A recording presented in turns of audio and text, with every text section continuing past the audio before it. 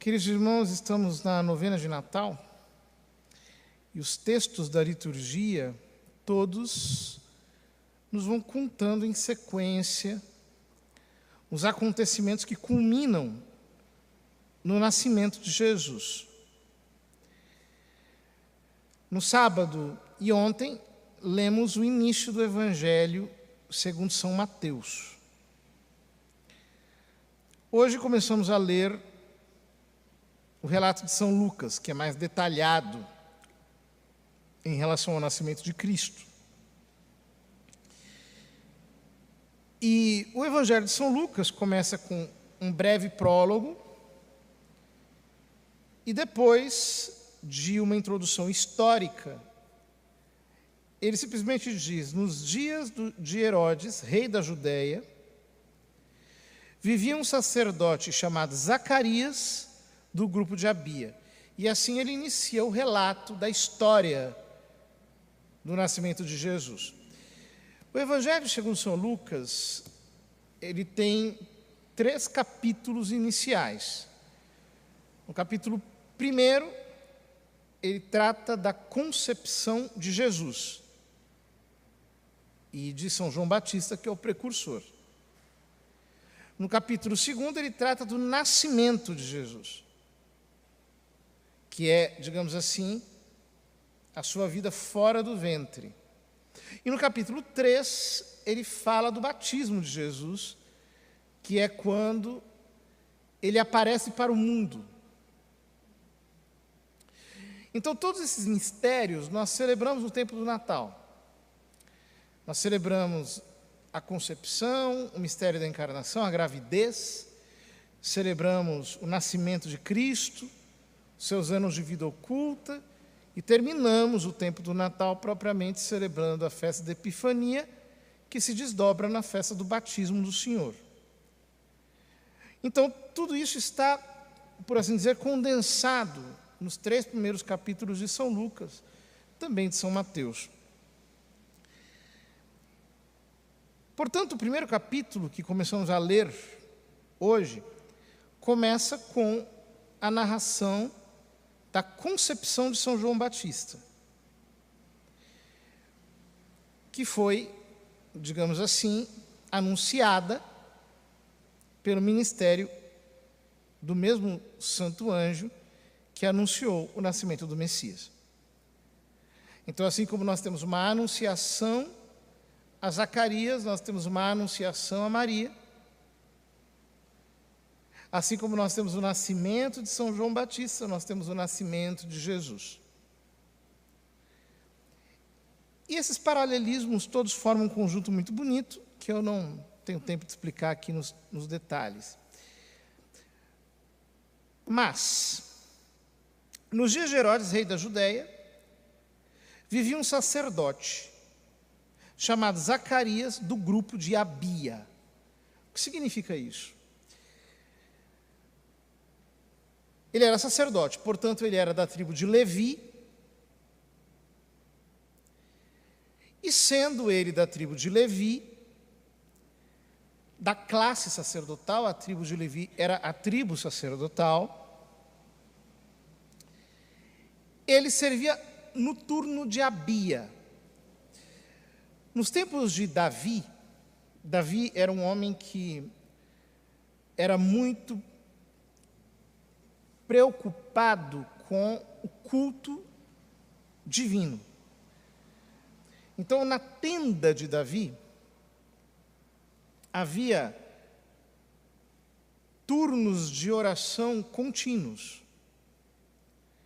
Ele contratou mais de 2.000 músicos para continuamente, naquele tempo, ficarem salmodiando no tabernáculo, naquela tenda. É muito interessante porque depois o profeta Amós vai falar da tenda de Davi, que a tenda de Davi será reconstruída, e no capítulo 15 de Atos dos Apóstolos, durante o Concílio de Jerusalém, os apóstolos vão falar dessa tenda de Davi, dessa cabana de Davi. da qual Deus parece ter tanta saudade. Esse lugar de oração contínua, essa casa de oração. E Davi estabeleceu turnos sacerdotais. 24 turnos sacerdotais. 24 por quê? Porque são 12 os meses do ano. Sendo 12 os meses do ano, então cada um desses turnos serviria por 15 dias. Esses 15 dias eram distribuídos um dia, uma semana no primeiro semestre e uma semana no segundo semestre daquele calendário que eles seguiam.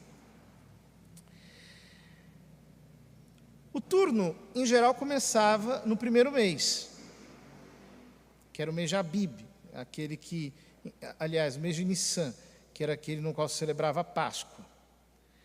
Mas, com a destruição do templo, a reconstrução, etc., então isso foi mudando.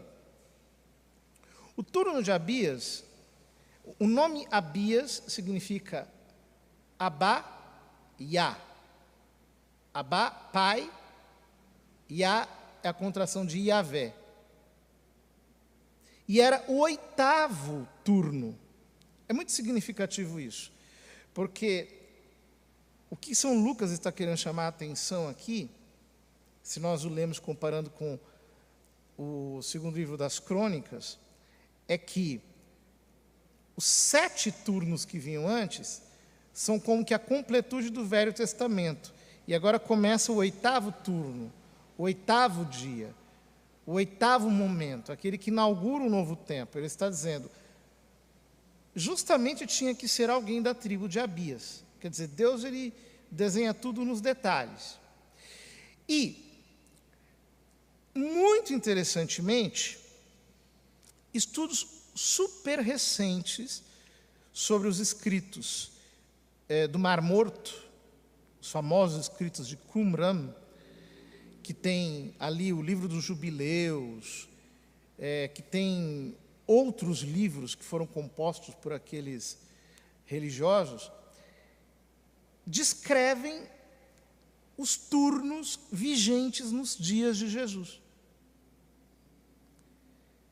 E o turno de Abias servia, portanto, 2 vezes ao ano, sendo que uma das vezes era perto de junho e a segunda vez era no último decenário de setembro. É muito interessante isso, porque no Oriente há uma festa muito antiga, que se celebra no dia 23 de setembro, que é a festa da anunciação do nascimento de São João Batista. Então, as duas coisas, elas não se comunicam assim internamente, né? O estudo mostra que a segunda vez que o turno de Abias caía no ano era ali no que corresponde mais ou menos ao final de setembro. E, consequentemente, existe também essa festa litúrgica muito antiga no Oriente. E aí o que acontece? 23 de setembro, a anunciação de São João Batista. 6 meses depois, 23, 24, 25 de março, a anunciação de Nosso Senhor. 3 meses depois, 24 de junho, o nascimento de São João Batista. 6 meses depois, 25 de dezembro, o nascimento de Jesus.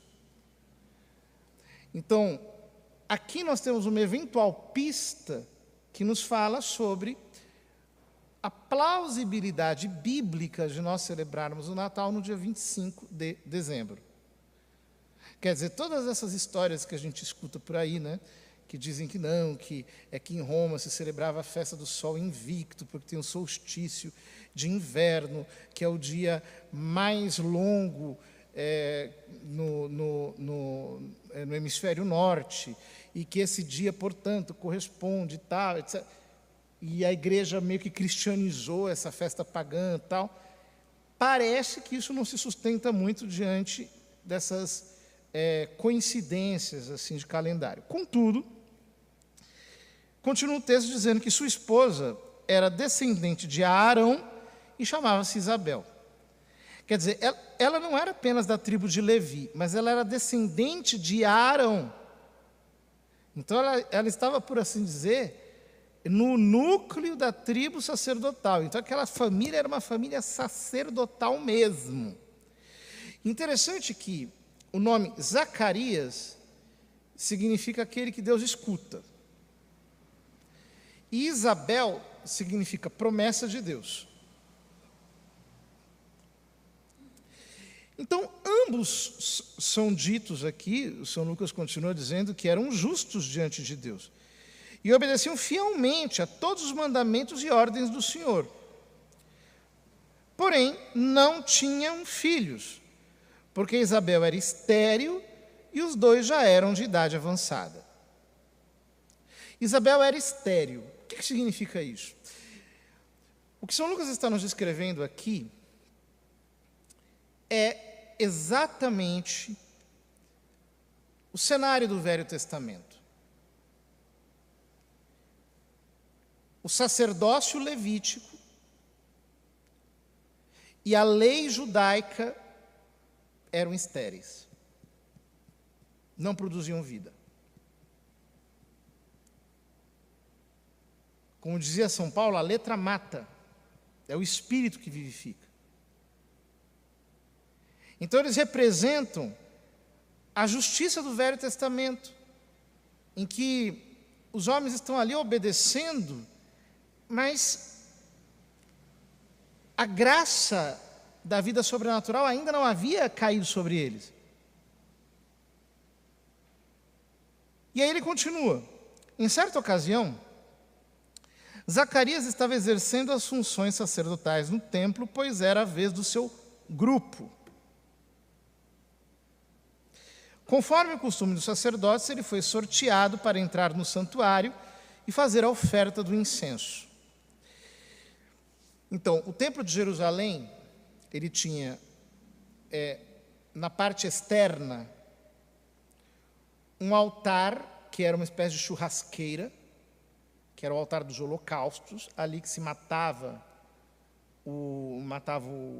as vítimas, né? Do outro lado havia uma grande piscina, que era o chamado Mar de Bronze, onde se purificavam os sacerdotes antes e depois das funções. Então eles entravam para o templo, e ali havia o chamado Pátio dos Israelitas. No Pátio dos Israelitas havia o chamado candelabro de 7 braços, a menorá, de um lado e de outro. Mais adiante, os pães da proposição, que eram trocados diariamente. E no centro, já dentro de um recinto mais íntimo chamado santo, ficava o altar do incenso. Ou seja, do lado de fora se oferecia o sacrifício morto, cruento. Do lado de dentro se oferecia o sacrifício vivo, o sacrifício da oração. O incenso fala da oração, do louvor. É muito interessante que São Paulo diz na carta aos Romanos, no capítulo 12, eu vos exorto, pois, irmãos, a vos oferecerdes como sacrifício vivo, santo, espiritual a Deus. Este é o vosso culto racional. O que São Paulo está dizendo é que Jesus ofereceu por nós o sacrifício do holocausto. Ele nos lavou nas águas do batismo, ele nos iluminou com os dons do Espírito Santo, ele nos deu o seu corpo, que é o pão da vida, para quê?